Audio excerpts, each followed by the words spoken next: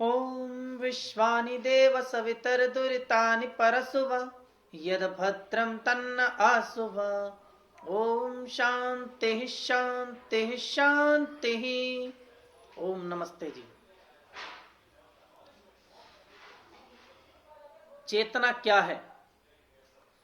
क्या चेतना प्रकृति से उत्पन्न होती है?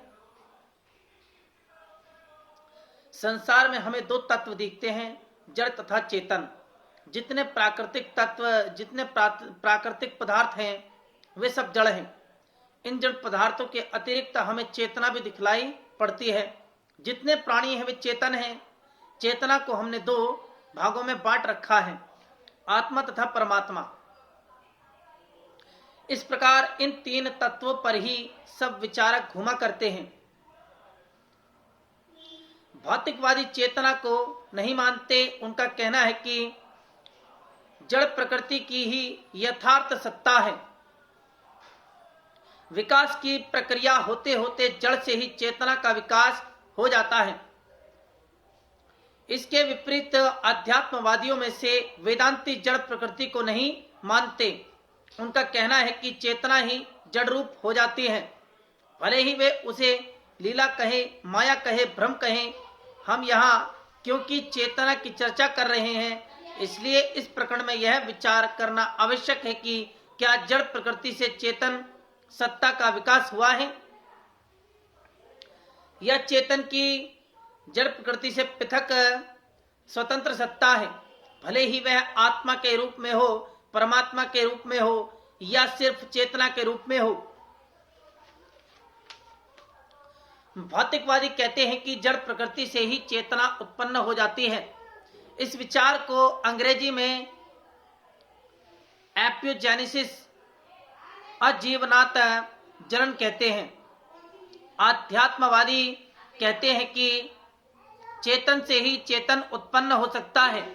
दिए से दिया ही जल सकता है, दिए से ही दिया जल सकता है।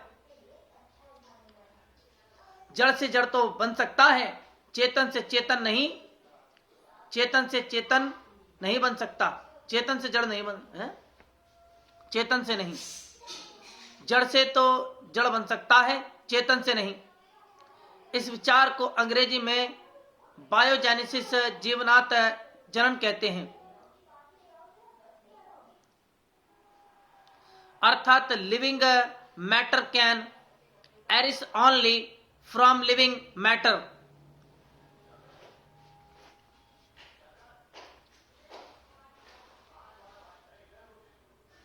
अगर जड़ से चेतन उत्पन्न हो सकता है तो अध्यात्मवादियों का सारा महल ढह जाता है। परंतु प्रश्न यह है कि क्या ऐसा भी हो सकता है?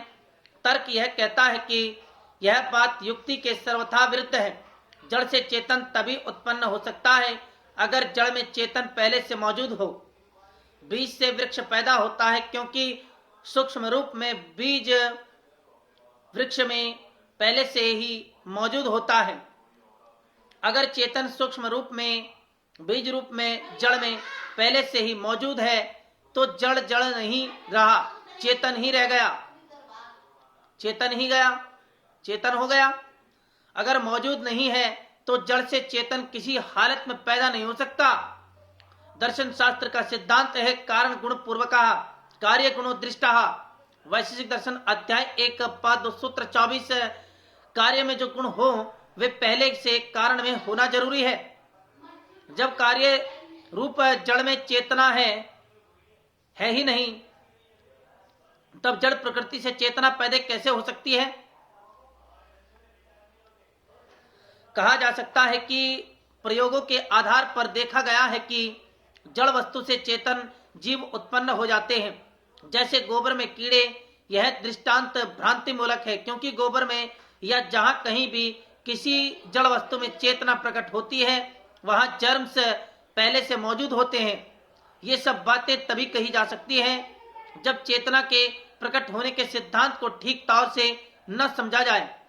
चेतना कब और कहां प्रकट होती है? चेतना अपने को भौतिक तत्व में तब और वहां प्रकट करती है जब और जहां उसके प्रकट होने के सब साधन मौजूद हो। स्त्री के गर्भाशय में ऐसी परिस्थिति मौजूद होती है कि वहां पुरुष के शुक्राणु अगर स्त्री के अंडाणु के साथ संपर्क में आए तो जीवात्मा उचित परिस्थिति के कारण वहां प्रवेश कर जाता है। अगर यही परिस्थिति गर्भाशय के बाहर कहीं उपस्थित कर ली जाए तो जीवात्मा वहां प्रवेश कर जाएगा। आवश्यक शर्त उचित परिस्थिति है। परख नली में बच्चों के उत्पन्न होने टेस्ट ट्यूब बेबीज की बात से कुछ सिद्ध नहीं होता, क्योंकि उत्पत्ति का संबंध गर्भाशय से नहीं परिस्थिति से है। सब बातों की एक बात यह है कि अभी तक जड़ से किसी चेतन की उत्पत्ति नहीं हुई। चेतन से ही चेतन की उत्पत्ति जीवनात् जनन बायोजेनेसिस देखी जाती है।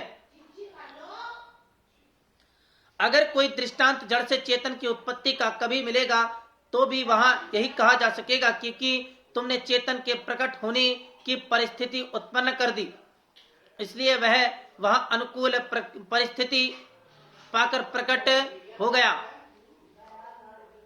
जड़ से उत्पन्न नहीं हुआ। जड़ को कितना ही सूक्ष्म करते जाएं, परमाणुओं तक चले जाएं, उसमें कहीं चेतना प्रकट नहीं होती। भौतिकी विज्ञान फिजिक्स ने जड़ का विश्लेषण करते करते यही तो पता लगाया है कि प्रत्येक जड़ वस्तु परमाणु से बनी है। परमाणु की रचना इलेक्ट्रॉन, प्रोटॉन, न्यूट्रॉन इन विद्युत कणों से बनी है। तो शक्ति रूप न्यूक्लियस के गिर्द और मंडल की तरह चक्कर काटते हैं। प्रत्येक भौतिक वस्तु की रचना में ये ही तत्व हैं। इनकी संख्या में भेद से वस्तु का भेद हो जाता है। ये विद्युत कण धनात्मक पॉजिटिव तथा ऋणात्मक नेगेटिव कहलाते हैं। धनात्मक के गिर्द ऋणात्मक तीव्र वेग से चक्कर काटता है। प्रकृति मैटर सिर्फ धनात्मक तथा ऋणात्मक विद्युत कण है, ऊर्जा मात्र एनर्जी है। परंतु प्रकृति भौतिक द्रव्य मैटर के इस संपूर्ण विवेचन में वह बिंदु कहीं नहीं मिला जहां कहा जा सके कि प्रकृति का विश्लेषण करते करते यह रहा वह स्थल जहां प्रकृति में चेतना उपलब्ध हो गई। प्रकृति के विश्लेषण से वह ऊर्जा में तो विलिष्ट हो गई, परंतु ऊर्जा चेतना में विलिष्ट नहीं हुई। जड़ तथा चेतना का भेद जो स्थूल रूप में मौजूद था वह प्रकृति की सूक्ष्मतम अवस्था में जहां मैटर टूटता टूटता ऊर्जा एनर्जी में बदल गया, वहां भी वह भेद वैसे का वैसा बना रहा, क्योंकि एनर्जी भी तो मैटर का ही एक रूप है। ऐसी हालत में चेतना की जड़ से स्वतंत्र सत्ता माननी पड़ जाती है। ओम नमस्ते जी। आगे की बातें अगले अध्याय में। ओम शम।